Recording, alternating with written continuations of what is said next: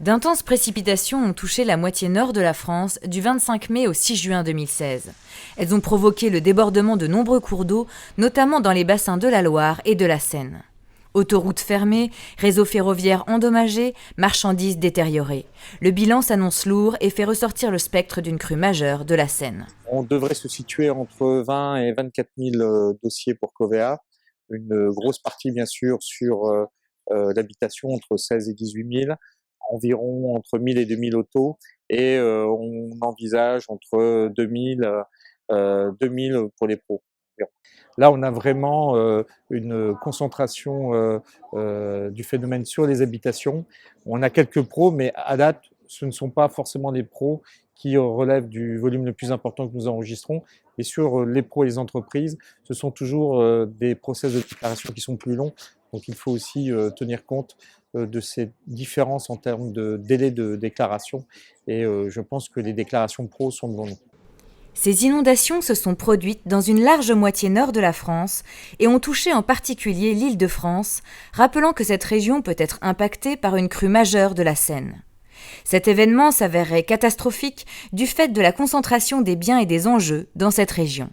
Explication. L'Île-de-France, effectivement, est très vulnérable finalement au risque majeur et notamment au risque inondation d'occurrence centenale, puisque c'est, je dirais, sur ce sujet que l'on travaille et de multiples acteurs travaillent à l'échelle de la région depuis maintenant plusieurs années. Elle est très vulnérable à deux types. D'abord, c'est la concentration des enjeux sur la zone centrale, sur Paris, les départements de la Petite Couronne, avec des enjeux d'abord de logement, 435 000 logements potentiellement exposés au risque d'inondation, ce qui correspond environ à 800 850 000 personnes potentiellement exposées au risque. Ce sont des emplois, c'est des activités. Si on a calculé, on a évalué environ 100 000 établissements, 750 000 emplois, le nombre de personnes dans zone inondable. Donc c'est des enjeux extrêmement lourds. Et puis il y a un deuxième aspect, c'est finalement le fonctionnement de la métropole aujourd'hui, de l'agglomération parisienne, qui s'appuie énormément sur à la fois des équipements, des grands équipements structurants en matière de déchets, d'assainissement par exemple, et puis sur les réseaux. C'est les réseaux d'énergie, c'est les réseaux de transport pour son fonctionnement quotidien. On sait qu'aujourd'hui que ces réseaux seraient potentiellement impactés fortement par une grande inondation avec des répercussions qui finalement dépasseraient très très largement la seule zone inondée pour finalement toucher l'ensemble de l'Île-de-France. Il est donc important de se préparer à une potentielle crue majeure de la Seine. C'était d'ailleurs l'objet de l'exercice de crise Sequana qui a eu lieu au mois de février dernier. En attendant, la crue de début juin, considérée comme une crue de période de retour entre 10 et 20 ans, a rappelé l'exposition de la région Île-de-France. Elle a également permis de tester les premiers niveaux du plan de gestion de crise et d'affiner les modèles. Au niveau de la crue qui vient d'arriver, je pense qu'il va falloir faire un retour d'expérience qui va être extrêmement important et intéressant. Un territoire comme celui de l'Île-de-France évolue énormément.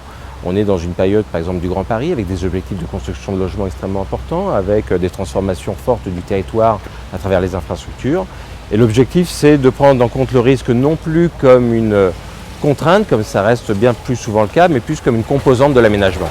Même si les dommages sont déjà très importants, cet événement laisse imaginer les conséquences qu'aurait une inondation de type 1910 en Île-de-France. De nombreux enseignements seront à tirer de cet épisode pour mieux nous préparer à une crue centenale de la Seine.